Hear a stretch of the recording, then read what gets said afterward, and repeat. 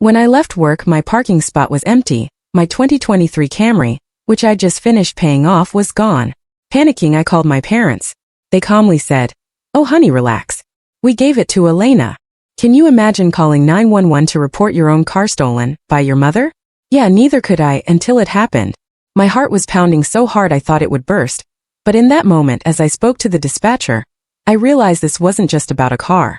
It was about reclaiming my life. And trust me, what happened next blew my entire world apart. But it also finally set me free. My name is Natalie.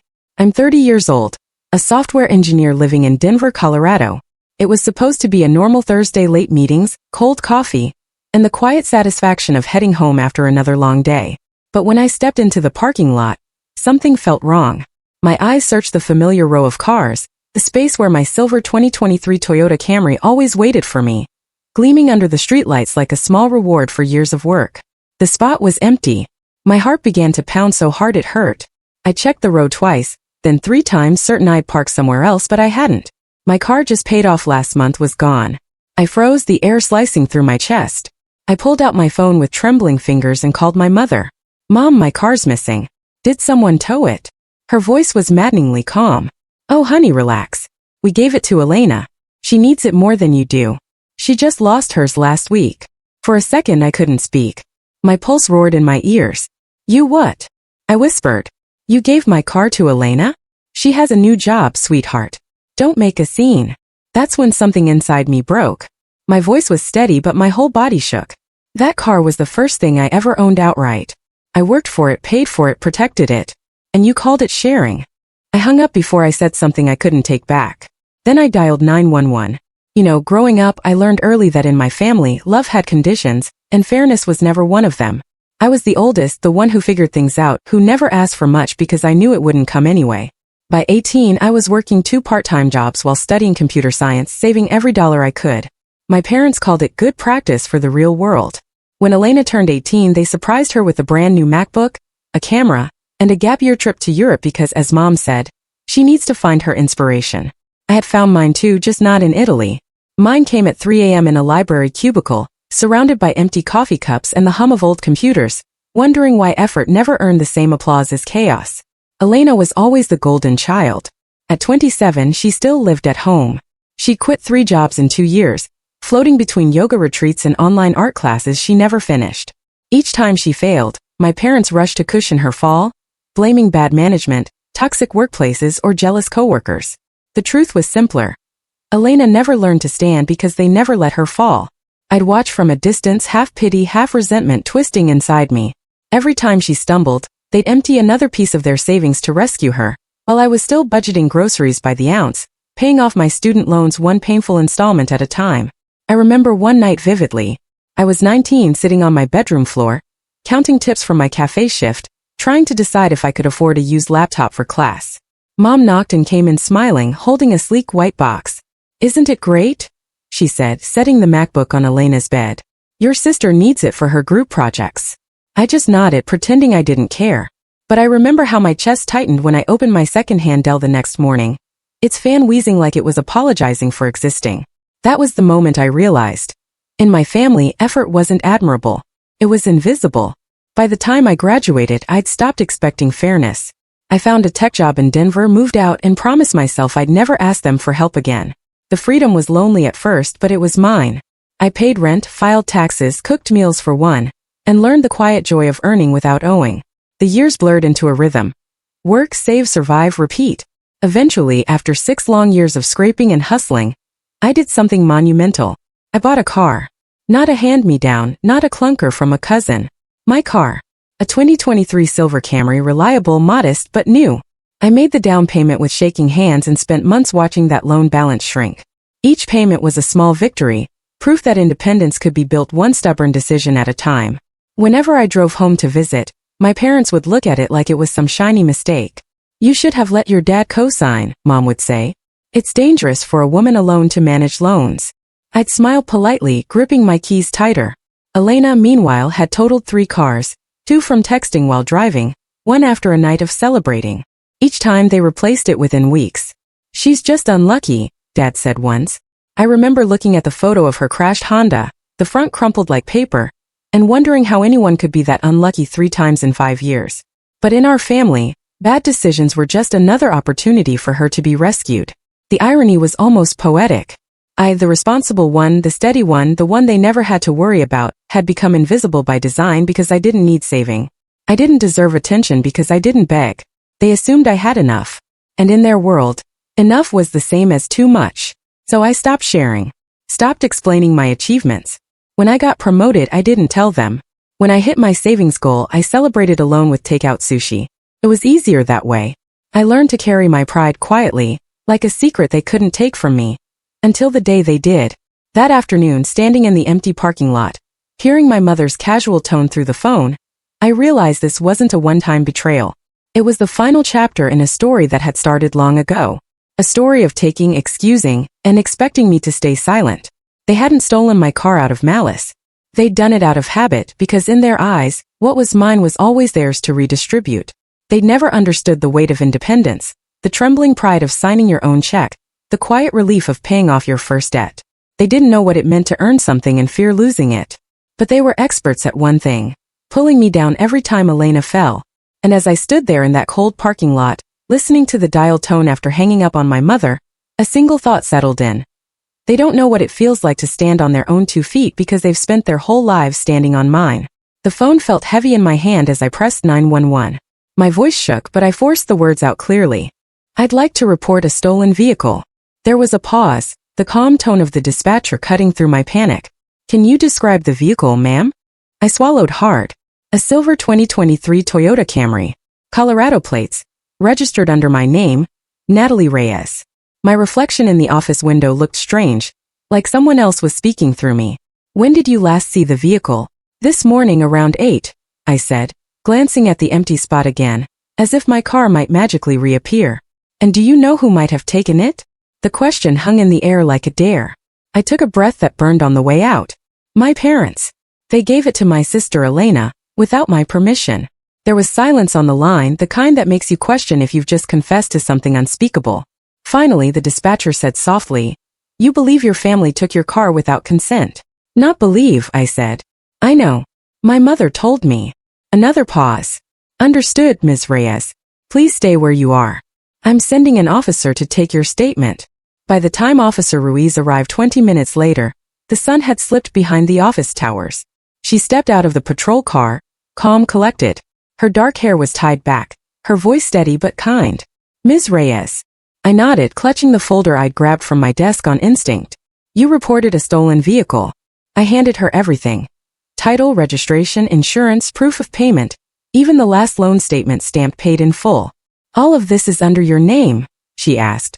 Yes, completely mine. No co-signers, no shared ownership. She nodded, flipping through the papers with quiet precision. And you didn't give anyone permission to take it? No one, I said, my voice firmer now. They used a spare key I left with my parents for emergencies. I never said they could give it to someone else. Ruiz looked up, meeting my eyes. Do you know where your sister might be driving the vehicle? No idea, I said, and a bitter laugh slipped out. She could be anywhere. Probably posting about her new gift on Instagram. Ruiz gave a small, sympathetic smile. Family theft cases are complicated, but they're still theft. Whether it's a stranger or a relative, the law doesn't make exceptions for feelings. That sentence hit me harder than I expected. The law doesn't make exceptions for feelings. I'd spent my entire life trapped in those exceptions. She's your sister. They're your parents. Family first. But now, staring at the empty parking space that had once held the symbol of my independence, I realized those excuses were just another way of saying you don't matter. Ruiz tucked her notepad into her jacket. Do you have any idea where your sister might be driving the vehicle? No idea, I said, and a bitter laugh slipped out. She could be anywhere. Probably posting about her new gift on Instagram. Ruiz tucked her notepad into her jacket. We'll check nearby traffic cameras, she said, turning back to me. If your sister's out driving it, we'll find it. I can't believe this is real, I whispered. My parents, they just gave it away. Ruiz studied me for a moment, her voice lowering. Sometimes it's easier for strangers to be honest, Ms. Reyes. Family expects forgiveness before they even say sorry. The streetlights flickered on, painting long shadows across the pavement. Ruiz handed me a card. Here's your case number. Keep it safe. If your sister or parents contact you, don't engage. Just document everything. We'll handle the rest. I nodded, my hands trembling. She paused before getting into her patrol car. You did the right thing, you know? I almost laughed. It doesn't feel like it. Ruiz gave a faint smile. Doing the right thing rarely does at first, but trust me, this isn't about the car anymore. It's about respect, and you're owed that. As she drove off, the flashing red and blue lights faded, leaving me alone with a quiet hum of distant traffic. I sat on the curb staring at the dark space where my car used to be. The asphalt still carried faint tire marks, a ghost of what was mine. I thought of my parents' voices, calm and dismissive, of Elena's careless laughter, of every time I'd been told to be understanding. But for the first time, I wasn't going to understand. I wasn't going to shrink or rationalize or let it slide. I would make them face what they'd done, not because I wanted revenge, but because I finally understood something crucial. Forgiveness means nothing without accountability. I looked up at the streetlight flickering above me, the case card still warm in my hand, and whispered into the night, "You don't get to take from me anymore." Then I stood, brushed the dust from my skirt, and walked back toward the building. I wasn't the same woman who'd parked here this morning. The line had been crossed, and this time I wasn't going to erase it. I stared at the quiet screen for almost a full minute after Officer Ruiz drove away. For a fleeting second, I thought about pretending none of this had happened, going home, letting it go. But the thought of Elena behind my wheel, laughing, maybe bragging about her new car, burned through my chest like acid. My thumb hovered, then pressed, "Call Mom." She picked up on the second ring. Her voice already sharpened with that mix of impatience and guilt she used when she knew she was wrong but refused to admit it. "Natalie, have you calmed down yet?" "No, Mom," I said evenly. "I just called the police. I reported my car stolen, and I'm following through." A beat of silence. Then her tone cracked into panic. "What? Natalie? No, don't be ridiculous. You called the police on your own family. You're going to destroy us over this." I clenched my jaw, the anger rising slow and steady. "I'm not destroying anything, Mom. This family destroyed itself the moment it decided theft was an act of love." In the background, I could hear the TV, the muffled clatter of dishes, and my father's voice asking, "What's going on?" She must have handed him the phone because the next thing I heard was his low, measured tone, the one he used when pretending to be the reasonable one. "Natalie, listen to me. You're overreacting. Elena needed a car for her new job. We were going to tell you. Before or after you took it?" I cut him off. He exhaled long and slow. "We didn't take it. We borrowed it. It's still in the family. You'll get it back." I laughed then, a short, hollow sound that surprised even me. "You've said that before about my savings you used for Elena's tuition. About the furniture I left when I moved out. About the laptop you gave her because she needed it for work. I never saw any of it again. So no, Dad. I won't be getting this back. Not this time." He sighed like I was the one exhausting him. "She's your sister, Natalie. She's trying to get her life together. You can take the bus for a few days. You're stronger. You'll manage." There it was. The script I'd heard all my life. "You're stronger." It always sounded like a compliment until I realized it was just permission for them to keep taking. "You've spent my entire life rewarding her failures and punishing my stability," I said quietly. "Every time she burns something down, you hand her something of mine to rebuild it with. But this was mine, Dad. My name, my money, my effort." He cut in sharply. "Don't talk to me like that. You're being selfish. Family helps family." "Then tell me," I said, voice trembling but steady. "Who helps me?" For a moment, the line went completely silent. Then Mom jumped back in, her voice brittle.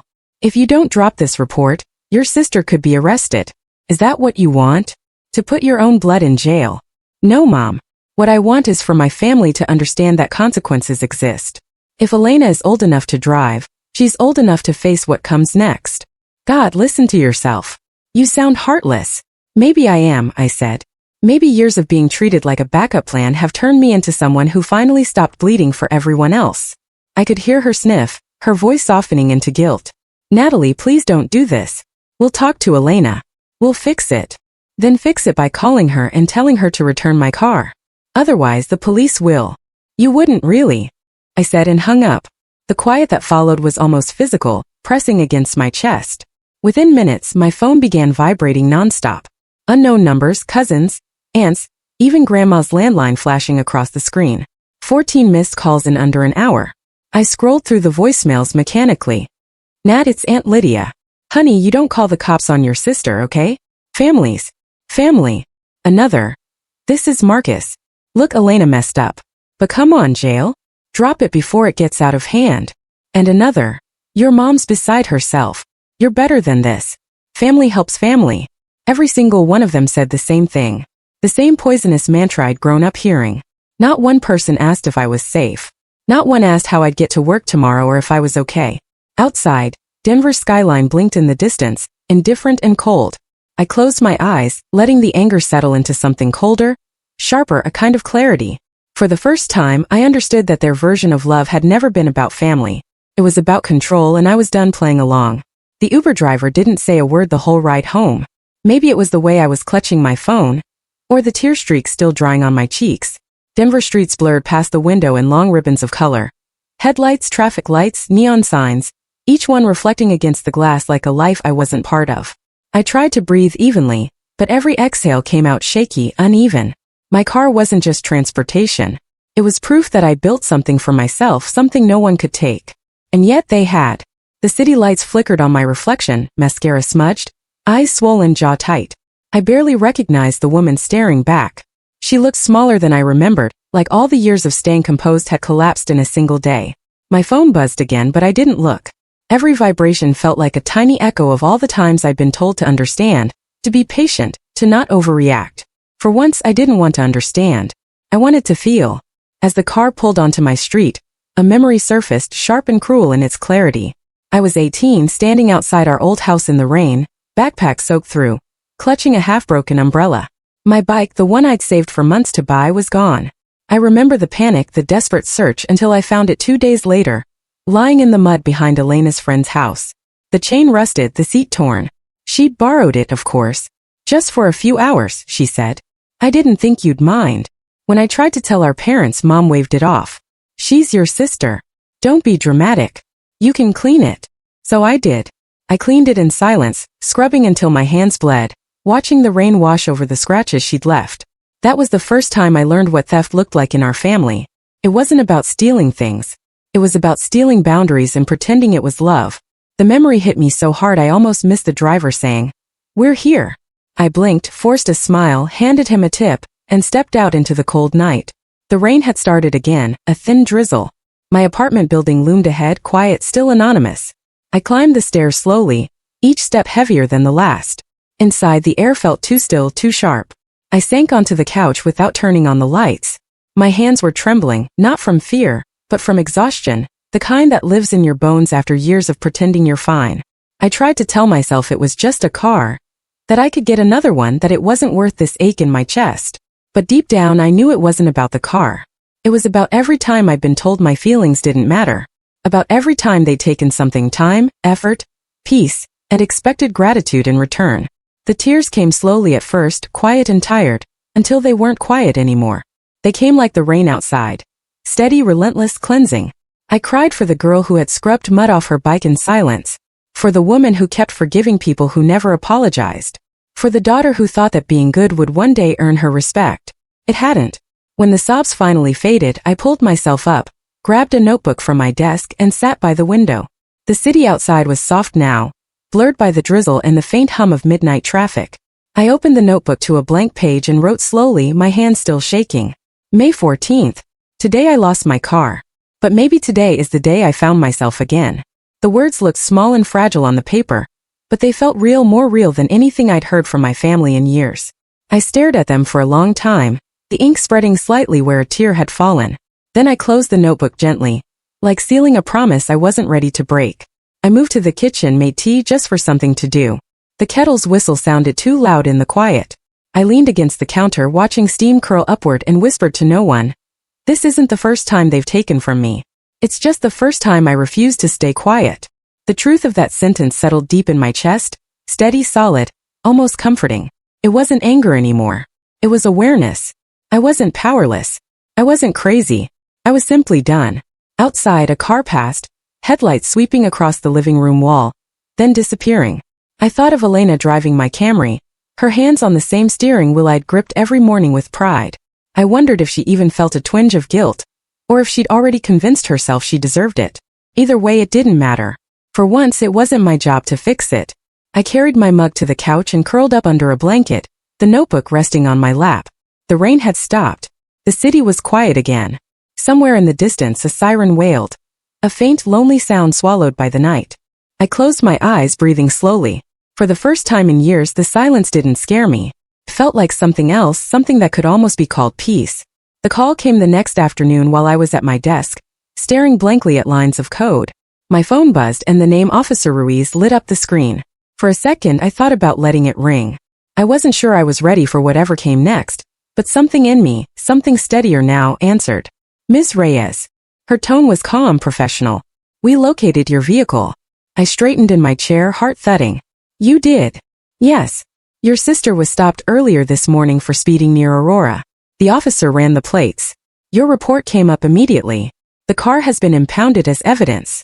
You can retrieve it once processing is complete. I exhaled a breath I didn't realize I'd been holding. Is she okay? She's fine, Ruiz said. Then, after a pause, your parents have been calling the station since it happened. They wanted us to cancel the case. Her voice carried a faint edge of irony. But it doesn't work like that. Once a report is filed and probable cause confirmed, it becomes a criminal investigation. She's been taken in for questioning. For a few seconds I couldn't speak. The reality of it all pressed against me. My family's chaos now written into police logs, case numbers, official paperwork. There was no undoing this. And yet, deep down, I felt something that almost resembled relief. Thank you, I finally said, for treating it seriously. Ruiz's tone softened. It's what we're here for. You'd be surprised how many people don't think family theft counts. It does. After hanging up, I sat in silence, the hum of computers around me suddenly distant. My coworkers' conversations blurred into background noise. A tiny voice inside whispered, "It's over." But another one asked, "At what cost?" That evening, I drove a rental to the impound lot on the outskirts of the city. The building was a squat warehouse, surrounded by a chain-link fence topped with barbed wire. The clerk at the front desk handed me a clipboard, barely glancing up. Camry silver, right? Space 34. You'll find the keys inside. Just sign here. I did. The concrete floor echoed as I walked down the rows of cars, damaged, dented, forgotten. And then I saw it. My car. My beautiful, once pristine silver Camry, sitting under a flickering fluorescent light. My chest tightened. I opened the door and froze. Fast food wrappers littered the floor. Empty energy drink cans rolled under the seats. The passenger side was smeared with makeup. The dashboard sticky from some spilled soda. The gas tank was nearly empty. My carefully folded emergency blanket was crumpled in the back. My glove compartment ransacked. I stood there for a long time, staring. There were no tears left, just a heavy sigh that came from somewhere deep. 8 hours, I whispered. She only needed 8 hours to turn something I cherished into a dump. Footsteps echoed behind me. It was Officer Ruiz, clipboard in hand. Everything look okay? I gave a small, humorless laugh. Depends on your definition of okay. I gestured to the mess. It's intact. That's enough, I guess. Ruiz nodded slowly, then leaned against the side of the car. You know, she said quietly, in my line of work, people assume the hardest thing is reporting strangers. But that's not true. The hardest cases are the ones like yours. I looked at her, puzzled. Why? Because when a stranger steals from you, it's about loss, she said. But when someone you love does it, it's about betrayal. And betrayal doesn't just take your belongings. It takes your trust. And trust, that's much harder to replace. Her words sank into me like stones dropped into still water. I wanted to disagree, to say it wasn't betrayal, that it was just a mistake. But I couldn't because she was right. I closed the car door and leaned against the hood. I used to think being strong meant forgiving everything, keeping the peace. But maybe being strong is finally saying enough. Ruiz smiled faintly. That's exactly what it means. We finished the paperwork in silence. She handed me the keys and wished me luck. As I slid into the driver's seat, the familiar smell of stale fries and gasoline hit me. It should have made me angry. Instead, it just made me tired. I started the engine. The hum sounded the same, steady and loyal, as if nothing had happened. The seat adjusted automatically to my saved position. A tiny reminder that this car still remembered me. Driving out of the lot, I glanced in the rearview mirror. For a split second, I thought I saw Elena's reflection there. Carefree, reckless, untouchable. But it was just me. Just the woman who'd finally stopped being her family's safety net. By the time I pulled into my apartment complex, the sky was burning orange. I parked, shut off the engine, and sat there in the quiet. My hands rested on the steering wheel. It wasn't perfect anymore. Neither was I. But it was mine again. And for the first time in years, that was enough. 3 days later, there was a knock at my door.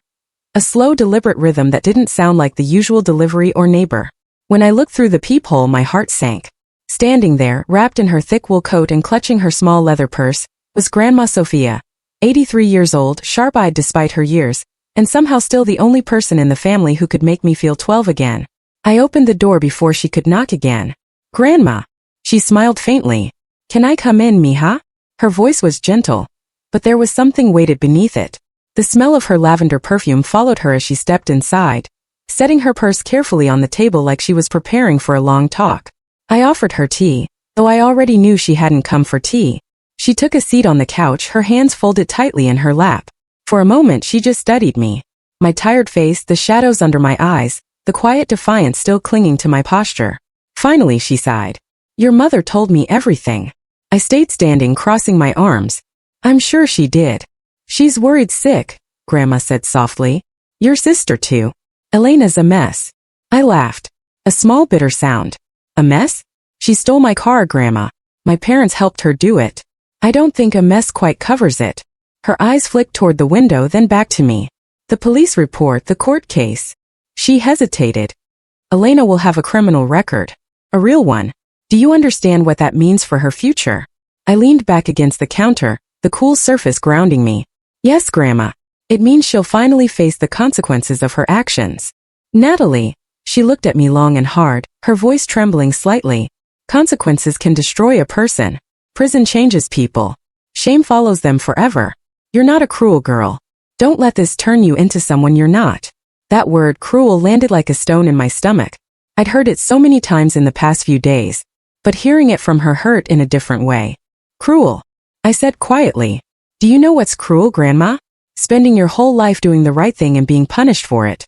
Watching everyone else break things, lie, steal, and still get forgiven because they're fragile or lost."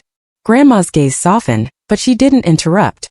I took a breath, the words spilling out before I could stop them. "When I was 18, Elena took my bike and left it out in the rain. They told me not to make a fuss. When I was 20, Mom used my savings to pay for Elena's tuition without even asking. When I bought my first car, Dad said I was showing off. And now they took what I worked 6 years for and gave it away like it was nothing. And I'm the one who's heartless because I finally said no." For a long time she didn't say anything. The ticking clock filled the silence. Finally she said quietly, "You've been holding that pain a long time." I turned away, my throat tightening. All I ever wanted was fairness. Not favoritism, not praise. Just fairness. Grandma nodded slowly. "Fairness is a beautiful thing, mija. But life and family, they're rarely fair." I spun around, my voice sharper than I intended. "That's the excuse everyone uses, Grandma. That's how they get away with everything because family isn't fair. So when do I get to stop paying the price for their mistakes?" She flinched slightly but didn't look away. "You think I don't understand, but I do. I raised your mother." I saw how she learned to hide her weaknesses behind that smile. "She spoils Elena because she's trying to fix something inside herself." "But Natalie," she leaned forward, her eyes suddenly fierce.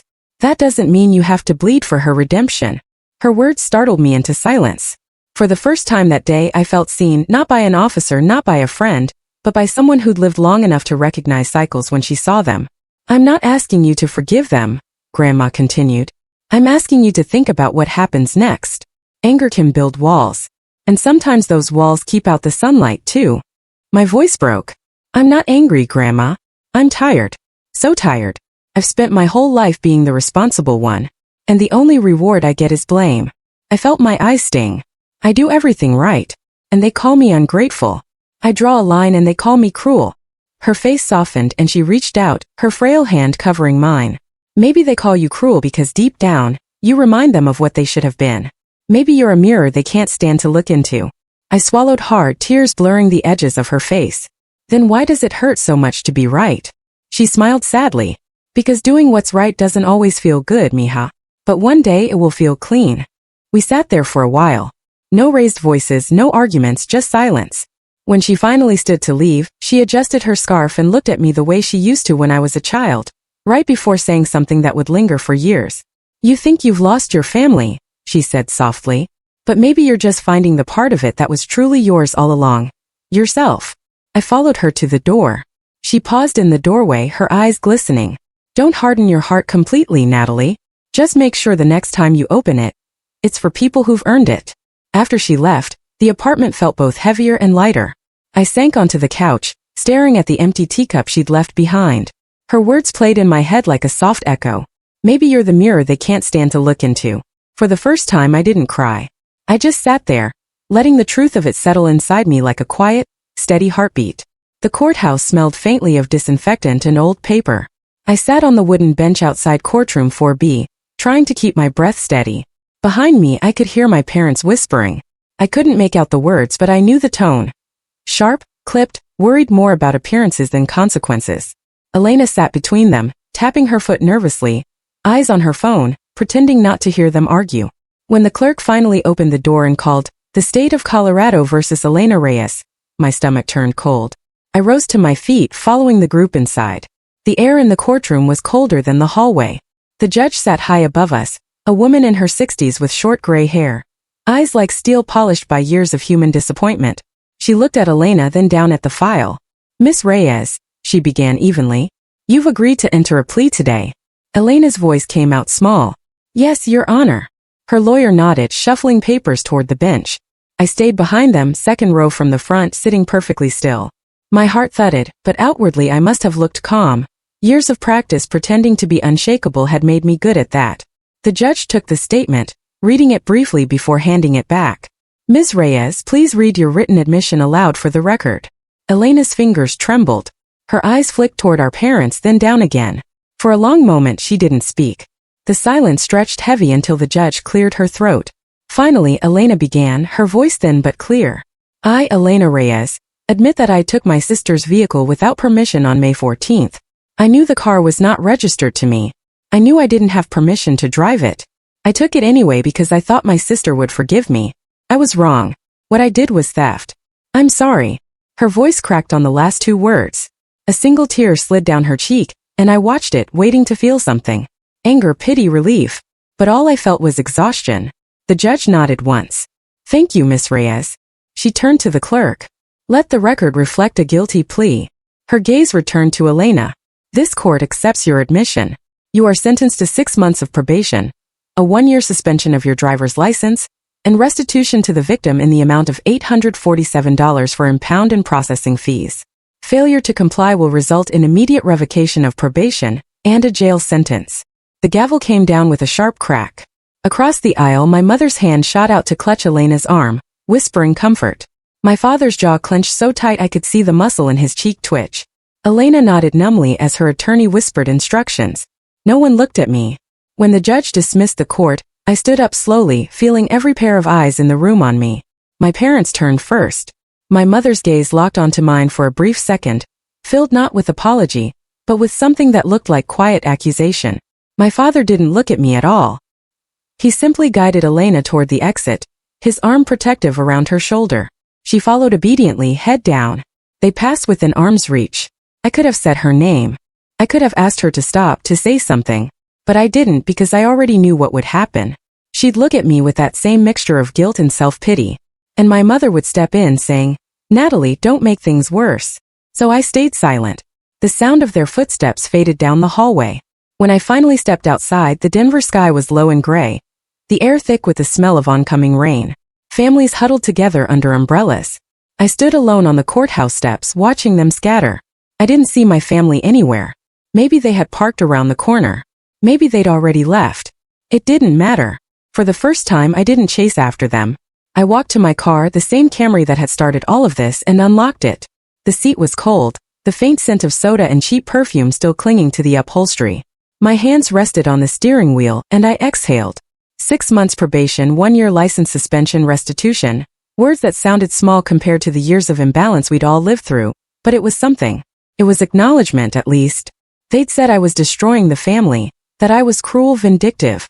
But sitting there with the courthouse fading in the rearview mirror, I realized something I'd never dared to before. Maybe the family had already been broken long before today. Maybe all I'd done was stop pretending that their love was unconditional. I started the engine. The hum was steady and familiar, a sound that felt like home in a way my parents' voices no longer did. The windshield reflected my face, older, calmer, sharper. They walked away like I was a stranger, I thought. Maybe they were right, because I wasn't their obedient daughter anymore. I wasn't the quiet sister who kept patching up the holes in everyone else's life. I wasn't the dependable one they could take for granted. As I pulled out of the parking lot, raindrops began to scatter across the windshield. I turned on the wipers, watching the world blur into motion. With every block I drove, the courthouse grew smaller behind me until it was nothing but a faint gray shadow against the city skyline. Maybe they would never forgive me. Maybe they would tell their friends that I turned on them, that I was ungrateful. And maybe they'd even believe it. But for the first time, that didn't terrify me. Because freedom, I realized, doesn't always look like joy. Sometimes it looks like loneliness. Clean, sharp, honest. I rolled down the window and let the rain touch my face, cool and steady. The city lights flickered in the wet streets ahead. They said I'd ruined everything, I whispered to myself. Maybe I did, but maybe what I ruined never should have existed the way it was. The traffic light ahead turned green, and I pressed the accelerator. The tires hissed against the rain-slick asphalt, and I drove forward, leaving the courthouse, and the version of myself that still begged for their approval, far behind. You can't control me anymore, I thought. And this time I knew it was true. A month passed after the sentencing, and life fell into a strange, quiet rhythm. One that felt both foreign and necessary. I hadn't heard from my parents since the day they walked out of the courtroom, and the silence between us was louder than any fight we'd ever had. There were no phone calls, no messages, no let's talk texts. Instead, the world just moved on. From the few updates that slipped through mutual relatives, I learned my parents had bought Elena a used Honda Civic, 10 years old, dented but still running. She needs a fresh start, my aunt had said over voicemail, her tone clipped with judgment. Of course she does, I thought.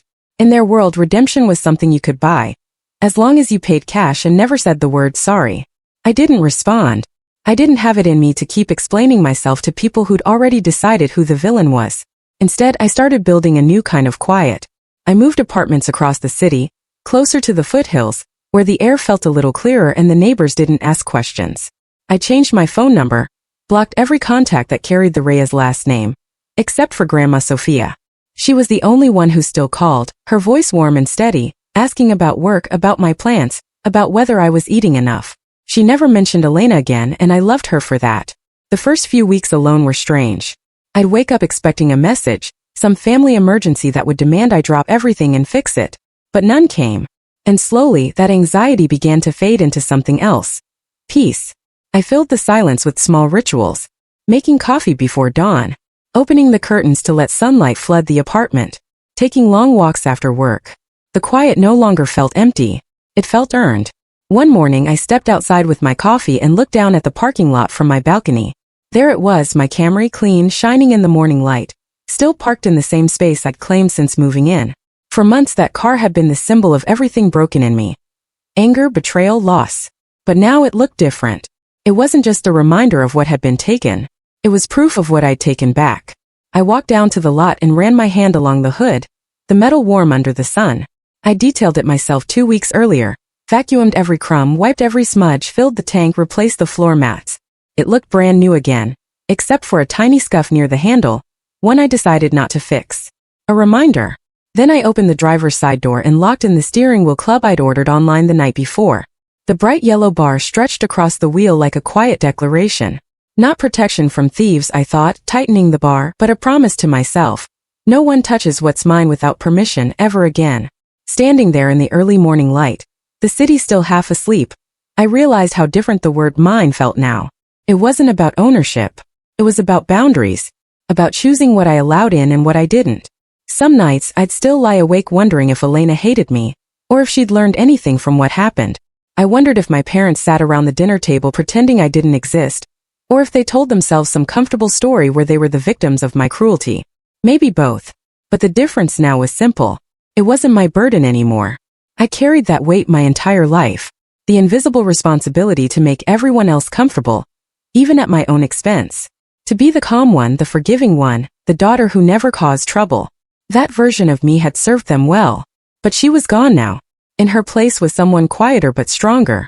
Someone who didn't apologize for wanting respect. Someone who understood that peace doesn't always mean reconciliation.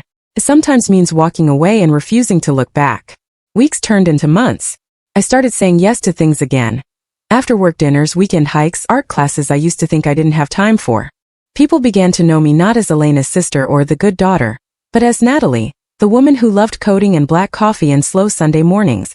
And yet, every time I walked to my car, That steering wheel lock caught the sunlight like a small badge of defiance. It reminded me of the girl I used to be, the one who'd scrubbed mud off a broken bike in the rain, who'd stayed quiet while others took and took. Not anymore. As I drove to work one morning, the radio playing softly, I caught my reflection in the rearview mirror. I looked steady, unhurried. There were faint lines at the corners of my eyes now, not from age, but from all the years I'd spent holding myself together. I smiled just a little. The road ahead stretched wide and open, the kind of freedom that doesn't come from escape, but from finally standing still and realizing no one owns your direction but you. And when I parked that evening, I glanced back at my car before locking it, feeling that same steady, calm wash over me. They called me selfish, I thought. But maybe for the first time I was just being fair to myself. The steering wheel glinted under the streetlight as I walked away. And in that moment I didn't feel anger or regret, just clarity. Because the truth was simple, and it had taken me 30 years to learn it. What's mine isn't just what I earn, it's what I protect. 6 months later, the air in Denver had softened. The snow had melted into slow streams, the trees outside my apartment bursting with green. Life had started to settle into something that almost resembled peace. It was around that time that I joined a small local support group called Boundaries and Healing. It met every Thursday night in the basement of a community center. A circle of mismatched chairs, warm tea, and people who carried quiet scars just like mine. Some had parents who never listened. Others had siblings who never apologized. We were all there for the same reason, to learn how to stop bleeding for people who kept cutting us. The first time I spoke, my voice shook. I told them about the car, about the betrayal, about how I'd spent years being the strong one, the one who never said no because family first was the rule written into my bones. I told them about Elena, about my parents' silence, about the courtroom. And as I spoke, I expected judgment. But when I looked up, all I saw were wet eyes and nodding heads. A woman across from me whispered, "That's not selfish. That's survival." And in that moment, something inside me cracked, not from pain but from release. Every week after that, I came back. We talked about boundaries, guilt, forgiveness that didn't require reunion. I learned that walking away doesn't make you cruel. It means you've stopped pretending broken things can hold weight. One evening, our group leader asked, "What's the hardest truth you've learned since setting your boundaries?" I thought for a long moment, tracing the rim of my teacup. "That I didn't lose my family," I finally said. "I just lost the people who never respected me enough to be part of it." No one spoke for a while. Then slowly, everyone began to nod again. That night, when I drove home, I felt lighter than I had in years. I started doing more things alone, not out of loneliness, but because I wanted to. I took long drives through the mountains on weekends, sometimes with no destination in mind. The first time I drove through Independence Pass alone, I rolled down all the windows and let the cold wind whip through my hair. The road curved along cliffs and valleys, the horizon stretching endlessly ahead. There was no one in the passenger seat to fill the silence, but somehow it didn't feel empty. It felt honest. I stopped measuring my worth by what I gave. I started measuring it by what I kept. My peace, my time, my sense of self. One Sunday evening, I drove up to Lookout Mountain just before sunset. The road wound higher and higher until the city below was nothing but a sea of golden light. I parked near the edge, stepped out, and leaned against the hood of my car. The same car that had once symbolized everything broken between us now sat quietly beneath me, steady and loyal. Below, Denver glimmered like a constellation come to life. Tiny dots of light, flickering across the valley, each one a story, a home, a beginning. I breathed in the crisp mountain air, and realized I'd finally found mine. For a long time I just stood there, no tears, no bitterness, no longing, just a quiet gratitude for the woman I had become, and for the lesson that had cost me so much to learn. The road had been long, but it had led me here, to freedom, to stillness, to myself. A year later, an envelope appeared in my mailbox. No return address, just a neat, familiar handwriting on the front. From Elena. I carried it inside, sat at my kitchen table, and stared at it for a long time before opening it. Inside was a short handwritten note. "Dear Natalie, I'm in therapy now. I understand that help doesn't mean taking. I know I hurt you and I'm sorry. This isn't to ask for your forgiveness, but to let you know that I'm trying to become a better person. Elena." I read it twice, then folded it neatly and placed it in the top drawer of my desk. I didn't cry. I didn't write back. I didn't need to because the letter wasn't really about forgiveness. It was about acknowledgement. And sometimes that's enough. That night I sat by the window watching the lights of the city flicker. My reflection looked different now, still me, but calmer, softer, steadier. I thought about everything that had happened. The betrayal, the silence, the courtroom, the long drives, the healing, and realized something profound. They say blood is thicker than water, but I've learned that respect is thicker than relation. A car, a boundary, a single act of self-respect. That's all it took to rewrite the story I'd been living my whole life. Because the people who truly love you don't take from you. They protect what you've worked hard for. And as I reached over and locked my steering wheel for the night, the metal bar gleaming faintly under the streetlight, I smiled. Sometimes the hardest battles we face aren't with strangers, but with the people we love most. Family can teach us compassion, but it can also teach us where our boundaries end. My story reminds us that love without respect is just control wrapped in sentiment. It's easy to confuse sacrifice with loyalty, to believe that saying no makes us cruel. But true love, real healthy love, never demands that we abandon ourselves to keep others comfortable. Setting boundaries isn't about punishment. It's about protection. It's the moment you stop proving your worth and start honoring it. Forgiveness doesn't always mean reconnection. It sometimes means choosing peace over proximity. If you've ever been made to feel guilty for standing up for yourself, remember this. People who truly value you will never take from you what you've worked hard to build. They will support your independence, not resent it. Because at the end of the day, family isn't defined by shared blood. It's defined by shared respect. And the most important relationship you'll ever protect is the one you have with yourself. Have you ever had to draw a hard line with family, sacrificing peace for self-respect? How did it change you? Tell me your story in the comments below.